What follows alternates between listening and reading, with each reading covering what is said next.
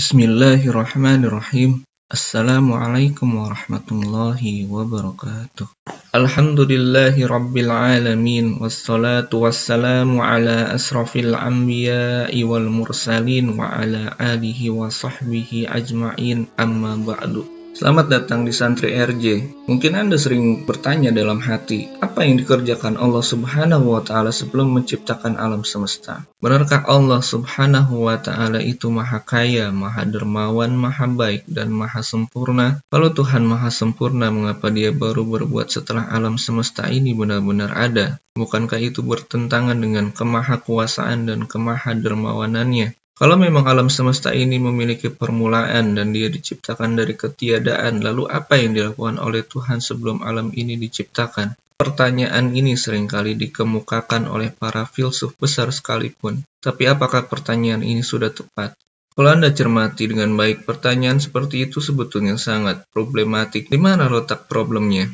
Pusat perhatian Anda pada kata sebelum di sana dikatakan, apa yang Tuhan lakukan sebelum menciptakan alam? Itu redaksi pertanyaan yang sering diajukan. Dalam percakapan sehari-hari, kata sebelum itu hanya bisa diletakkan kepada sesuatu yang berwaktu, karena kesebeluman itu sendiri merupakan konsep waktu. Contohnya, saya bertanya, kapan kamu datang?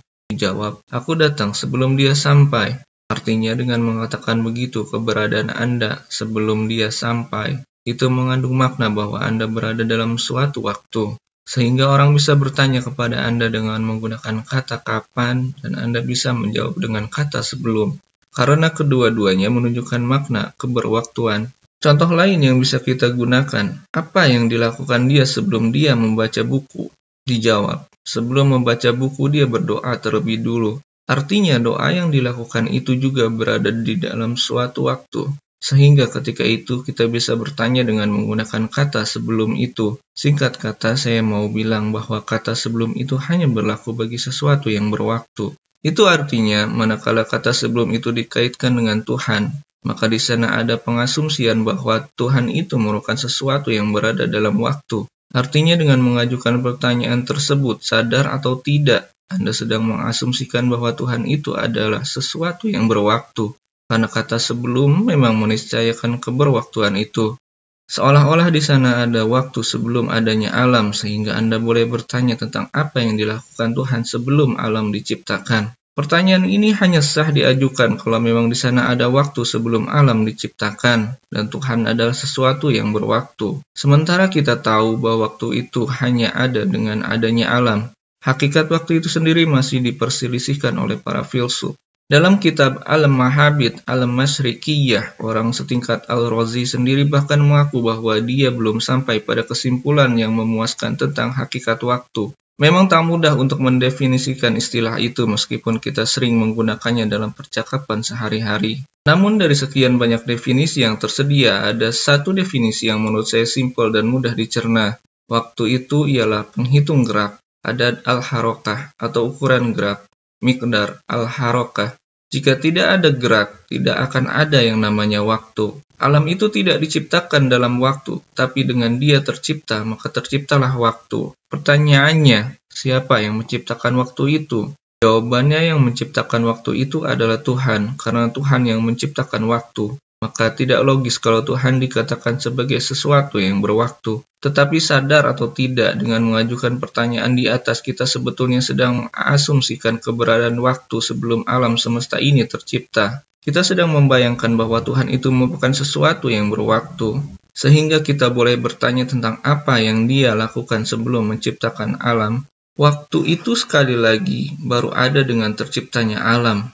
Sebelum alam tercipta tidak ada yang namanya waktu, sehingga tidak ada ruang bagi kita untuk menanyakan apa yang dilakukan Tuhan sebelum menciptakan alam itu. Secara filosofis pertanyaan ini bermasalah karena dia mengasumsikan adanya waktu bagi sesuatu yang tidak berwaktu.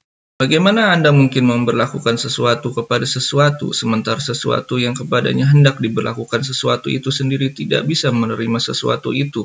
Sampai di sini saya kira jelas di mana letak kekeliruan pertanyaan tersebut.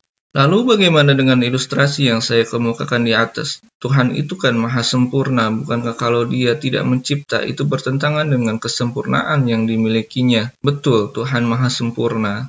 Tapi kesempurnaan Tuhan ada karena dirinya sendiri, bukan karena terwujud karena adanya sesuatu yang lain. Kalau Anda hanya membayangkan Tuhan baru sempurna setelah Dia mencipta, itu artinya Anda membayangkan kesempurnaan Tuhan sebagai sesuatu yang disempurnakan dari luar. Seolah-olah tadinya Tuhan tidak sempurna, kemudian Dia disempurnakan oleh sesuatu yang berada di luar dirinya.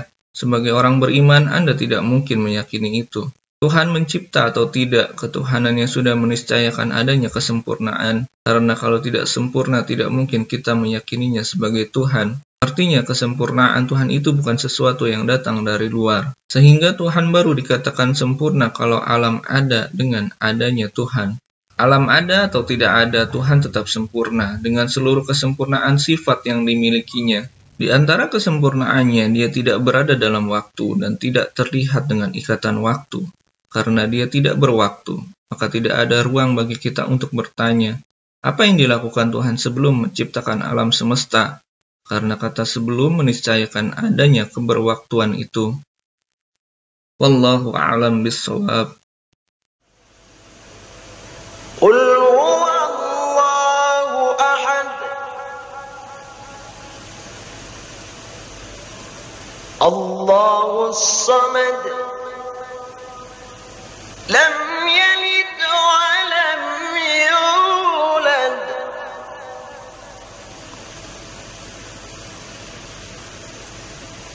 bis